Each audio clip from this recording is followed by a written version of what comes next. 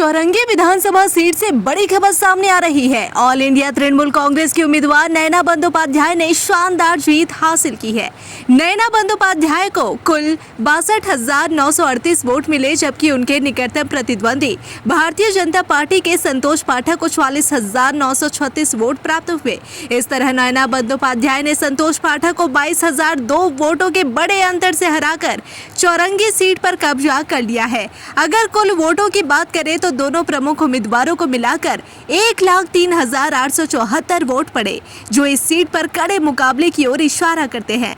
लेकिन आखिरकार बाजी टीएमसी के पक्ष में गई। जीत के बाद नयना बंदोपाध्याय नेताजी इंडोर स्टेडियम से अपना जीत का सर्टिफिकेट लेकर बाहर निकले। इस दौरान उन्होंने बीजेपी पर गंभीर आरोप लगाए।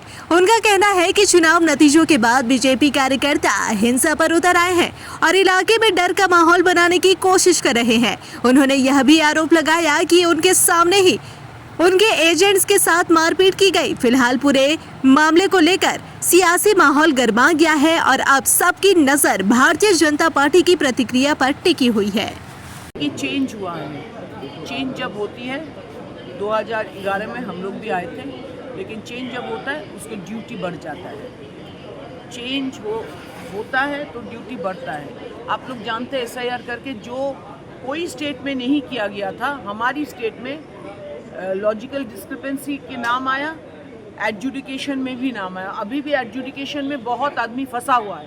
जो लोग जिंदा है, जो लोग कुछ नहीं है, असली इंसान है, वो लोग भी वोट नहीं दे पाए। इसको जानना है।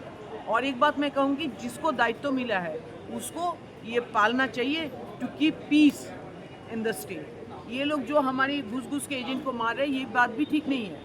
अक्सर बीजेपी कहती थी कि आप लोगों के एजेंट मारपीट करते हैं और आप अरे कहाँ मारपीट करते थे? अगर मारपीट कर 2011 गया, मैं तो कह रही हूँ 2016 गया, 2021 गया, कहाँ कौन मारा? এটা একটা পোলারাইজেশন হয়ে গেছে। আপনারা দেখেননি, আপনারা জানেন না, হয়তো এখন আমরা এসেছি কাউন্টিং এর ভেতরে ঢুকে, মানে কি বলবো, এমন মুখের ভাষা যেগুলো আমরা কোনোদিনই বলতে পারবো না। এবং আমাকে ডাইরেক্টলি বলা হচ্ছে আমি নাকি ওদের বাড়ি থেকে বোমগুলি নিয়ে গেছিলাম। বললাম যে তোর বাড়ি চিনি না, তোর বাড়ি থেকে বোমগুলি নিয়ে কি করে যাবো? এই ধরনের মার, এবং মেরেছে, আমার একটি ছেলেকে এত মেরেছে সে হসপিটালাইজড হয়েছে কাউন্টিং এর ভেতরে। এজেন্টকে, আমার কাউন্টিং এজেন্টকে এমন ধরে মেরেছে, বলছে এসাই হোগা। তো এই জিনিসটা কিন্তু মেনে নেওয়া যায় না। এই যে কাউন্টিং এজেন্টকে ধরে পেটাচ্ছে আর বলছে এসা হোগা, এটা ঠিক না। আমি বললাম দায়িত্ব যখন নিচ্ছ তখন কিন্তু তোমাদেরকে অনেক সহ্য করতে হবে। বলছে নেই এসাই হোগা, এই যে ব্যাপারটা, এটা ঠিক না। আমার মনে হয় জায়গায় জায়গায় তৃণমূল কংগ্রেসের কর্মীদের উপর আক্রমণ হচ্ছে। আরে কাউন্টিং এর ভেতরে তো হয়েছে। আমার কাউন্টিং এজেন্টকে ধরে পিটিয়েছে, সে হসপিটালাইজ হয়ে গেল। গলা টিপে ধরছে, আমার চোখের সামনে গলা টিপছে, আমি দেখছি তো।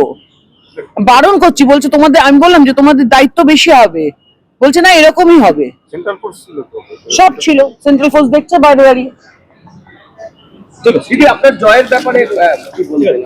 আমি সবসময় বলি যে দল আমাদেরকে টিকিট দেয় এবং এটা দলের জয়। আমি বলবো এটা মমতা বন্দ্যোপাধ্যায়ের জয় সবসময়। Host your dream wedding, birthday or corporate event at the heart of Kolkata, Sufi Banquet. Call for booking now.